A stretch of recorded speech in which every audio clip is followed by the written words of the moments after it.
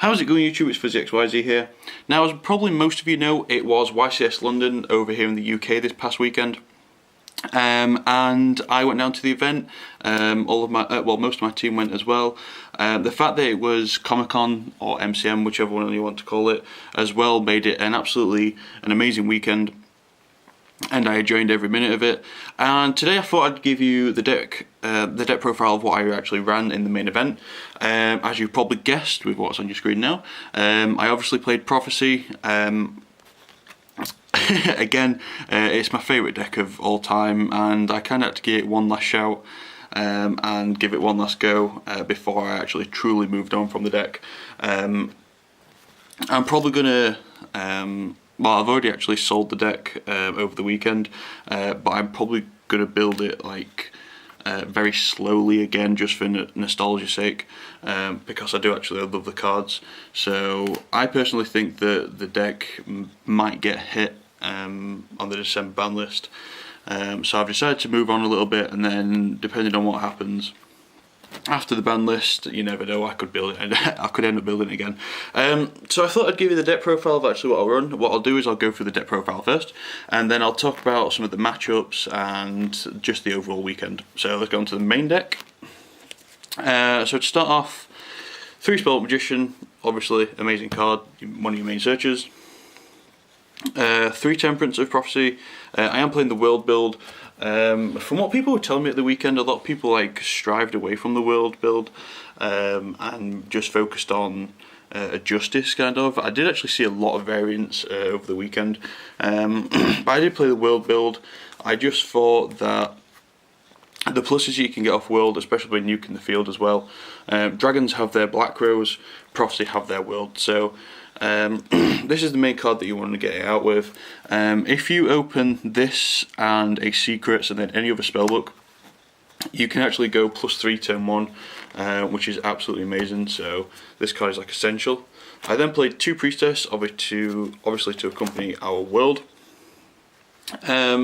What you generally want to do is the first Temperance that you obviously normal summon, you want to special summon world because you don't want it in your deck for the late game, because you don't want to particularly draw it. And then after this is either on the field or in grave. With your other Temperance you get the High Priestess. As you all know, Priestess is my favourite card of all time, and it put in so much work over the weekend. World, it was only dead on I think 2 occasions in hand, but I did actually manage to discard it with the discard that's in my deck, and just the whole nuke effect is absolutely amazing. The +3 combo is if you open this, and like I said, Spellbook Secrets, Secrets gets Masters, Norseman this, Master, copy Secrets to get Crescent, tribute this off to get this. This effect, add the Masters and Secrets back to hand.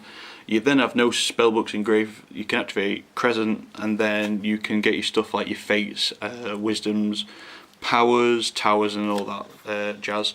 So if you'll probably have this on the field, 2 cards set, and then still 6 cards in hand with 2 cards in the grave, which is absolutely amazing.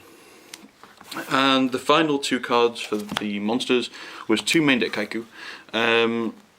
These actually put in so much work. They probably won me the games more than what my Priestesses and Worlds did, to be honest.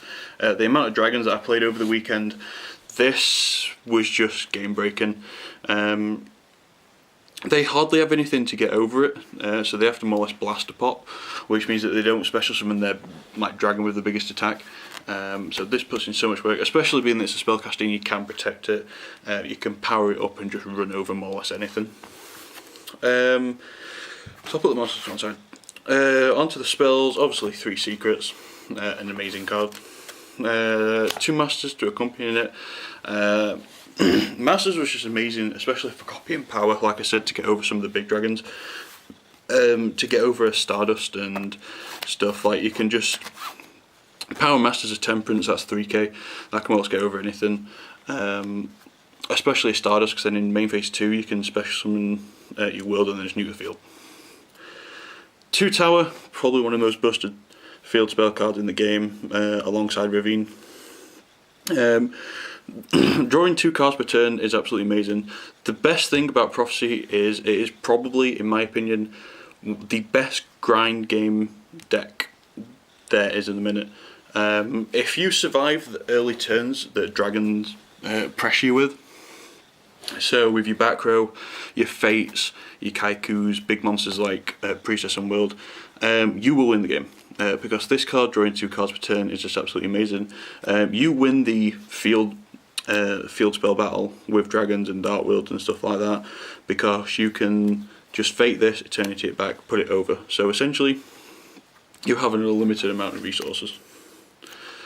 2 powers, obviously, getting over big monsters with your little monsters is really good. 2 Fate, probably the MVP of all the spellbooks over the weekend. This tile is too good. That no targeting thing is just insane. I use like every single effect more or less every game.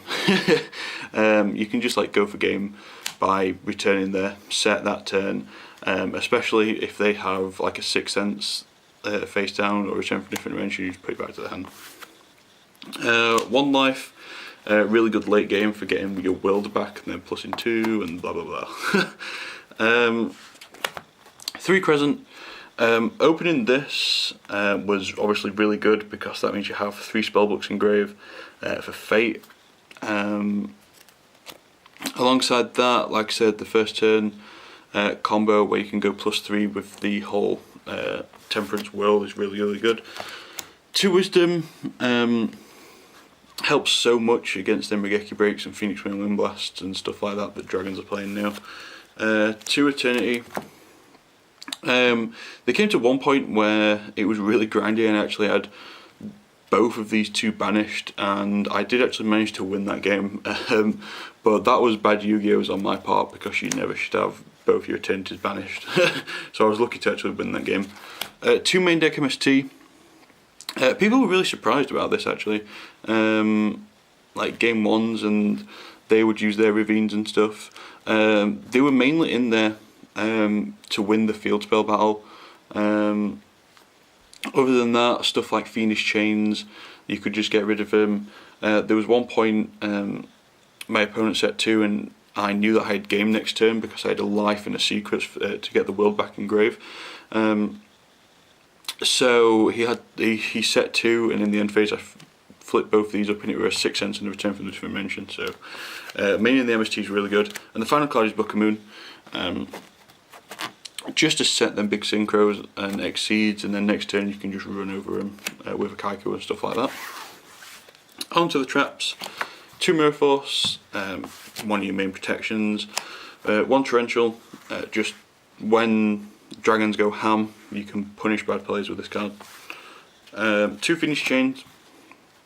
I sided out these most games against dragons because it's alright Fiendish changing a big dragon, but then next turn they're just going to have like overlay with it and stuff like that. So I sided out these a lot, just due to the matchups that I played. But in one match, sorry, I think it was round 5, they did actually stay in the deck. And the final 2 cards, which you're probably wondering, what are you going to discard? What is your discard outlet for World? 2 made it Divine Wrath. Now, me and my teammate Sam, we actually built the exact same deck, card for card, except for 1 card different in the extra deck. And we've been testing and building Prophecy even before the ban list was announced in September. And we watched deck profiles and we watched interviews and stuff like that with players who were playing Prophecy. And we figured that people who were playing Wing Blast and Regeki Breaks were only playing them for a discard outlet. Like, I can remember the first YCS of the format, people like Fraser Smith and stuff like that were saying that Wing Blast is a bad card, they just had to play it because of the discard outlet for World. And it kind of got me and Sam thinking, why are they actually playing that? Because it doesn't really impact the game efficiently enough to a card such as Divine Wrath. Yes, you can send back their synchros and exceeds, but do you really want to like send back a Crimson Blader to their extra deck just so they can make it again and stuff like that? But this card is just really punishable. The fact that it's a counter trap means that they obviously can't chain anything to it, unless they have a counter trap, which they hardly don't anymore, being that Judgment's gone. So, for example, in like the mirror match and against stuff like Evil Swarm and Constellars, if you Geki Break or Phoenix Wind Blast, like such as their Ophion, their Priestess, their Pleiades and stuff, they have their protection cards. They have the Wisdoms, they have the Pandemics, they have Omega and stuff like that. Lancers, Safe Zones, just random stuff like that. This, a lot of people didn't expect. You can do it on Scrap Dragons, you can almost do it on anything, and it's just really, really good, especially seeing that they can, like I said, can't chain anything to it, so they chain link want something, you just go Divine Wrath, the rest of the chain link's just gone. So this card put in work over the weekend. It's so good. We're surprised that like people are still playing Wing Blaster and Geki Breaks and not playing Divine Wrath. It's just amazing. I suppose the one thing that people will argue after watching this video is they're saying that Geki Break and Wing Blast can target the back row.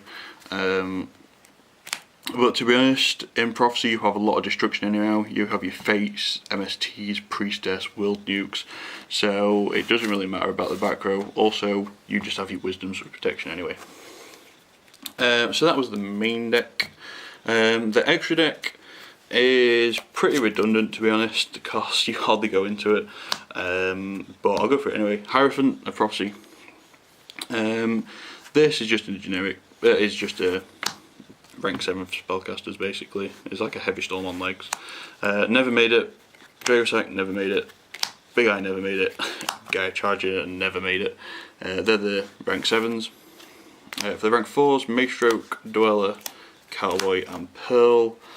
Never made any of them. For the rank 3s, Levier and Zemains, never made any of them. For the rank 2s, I actually made all of these over the weekend, because that's all you basically need is your rank 2s. Gashi Shining Elf, Herald of Pure Light and Phoenix, Daguster Phoenix. This card is great for getting World out of your hand, absolutely amazing, made that a couple of times. Phoenix, just that 3k push for damage, especially when you have like 2 Blue Eyes Priestess overlay into this and you're doing like 5/5 next turn. You protect your Priestess, pop whatever, add a Wisdom, tap for game. Shining Elf was amazing, especially against a Dragunity player. They had obviously the Ducks getting Phalanx, so that puts the Ducks up to a 1/9, but I was using this effect on the summons to put it down to a 1/4, and I had advantage emptiness on the field, so they couldn't actually get over this, so I was just like attacking over their Duxes until they ran out, and then I was just pushing for game. And the last extra deck card is a Dyson Sphere.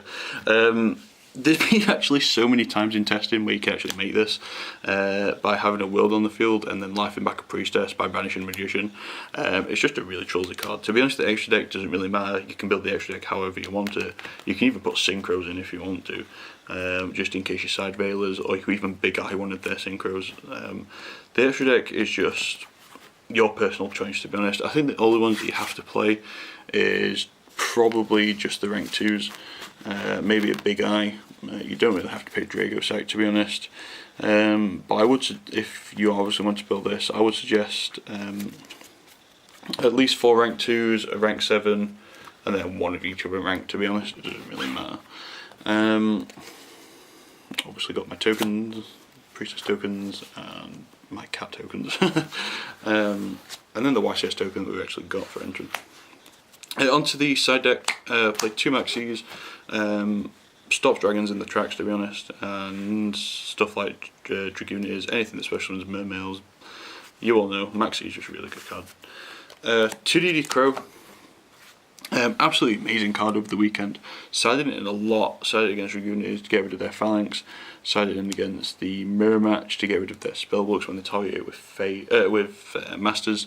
And in the Mirror Match, if you banish their World, you have so much advantage over your opponent, it's unbelievable. The third MST, this never got sided in, to be honest, because I was playing against dragons all day. 1 Transmigration Prophecy. This was like meant to be for like Mermails, Dark Worlds, Mirror Match and everything like that, never got sided in. 2 trap stuns. I didn't play against any stun based deck that played a lot of back row, so these never went in. 2 retort. I went against the mirror match round 1, but I didn't see this. I did side it in, but I also didn't see it.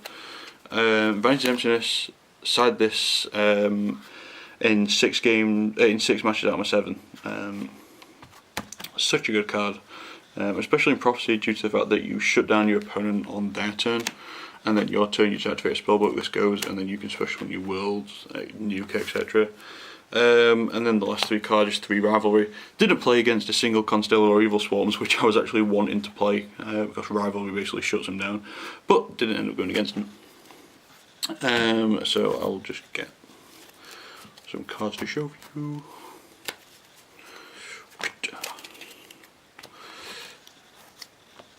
Yeah, so overall, I actually went 4-3. I was on the bubble from round 4, I believe it was, yeah. And I managed to get all the way through to the round 7, but unfortunately I lost on the bubble. My matchups over the weekend, I played 5 dragons, 1 being a Dragoonity ruler, 1 Prophecy and 1 Agents. Round 1, obviously Prophecy, 2 of that. I had so much advantage over him. Round 2, played against dragons. I lost to that. Snipe Hunter is a really good card, to be honest. If you're playing dragons, I would suggest starting Snipe Hunter. He was really, really good. Round 3, I went against another dragons, and I just won that because I world nuked his field, and they can hardly get over a world, especially when you have a Vanity's Emptiness on the field. Round 4, went against another dragon player, but he had Return 6 Sense, and in my personal opinion, after this weekend, Return from the Determination needs banning. If they don't ban it on the December ban list, I'll be really annoyed, to be honest, because it is a busted card in Dragons, and no other deck has a card like that, to be honest. And it is completely ridiculous. Every dragon player that I lost to yesterday, over the weekend should I say, flipped a return and it was more or less game. Round 5 I played against Agents, round 6 played against dragons, and round 7 played against dragons. I lost on the bubble, EV. I absolutely hate that card, but he EV'd me for like 7. It was completely ridiculous, but it was really funny. But to be honest, I didn't really mind about not making day 2, because we had the whole Comic-Con on the Sunday to just go and enjoy ourselves. All the team just went around MCM. We took loads of pictures, loads of footage and stuff like that, and we just generally had a good time. The weekend was absolutely amazing. The only problem, and the only like little niggle that I had over the weekend, is that on the day 1, round 1 was meant to start about 10:30, 11 o'clock. Round 1 didn't start until 1:30 or something along that lines, and it was meant to have, like, there was meant to be 7 rounds day 1 and then 4 rounds on day 2, and then obviously the top cut. And it was meant to finish, the last round was meant to finish at like 7 o'clock on the Saturday. Didn't finish until midnight. They were like 5 hours behind. Each round was taking like 2 hours. Like some of the rounds were going like 40 minutes after time, so that means it like 80 minutes for 1 round, and it was just completely stupid. So we was actually really tired. So to be honest, it was actually a relief that I didn't make day 2, because I don't think I'd have got up in time due to not much sleep and stuff. But I will be uploading pictures onto my Facebook. We took like over 1,000 pictures, like my team in total. I will upload what footage I did get from the event.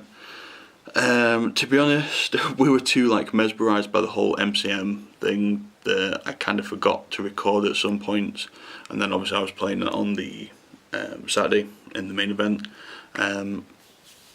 So I will upload some footage. I didn't take a lot. I took more pictures more than anything. So if you do have me on Facebook, then I will get the whole team to upload into our little team group, and then I'll share the whole folder so you guys can see all the amazing cosplays and costumes and the whole event. And it was just generally absolutely amazing.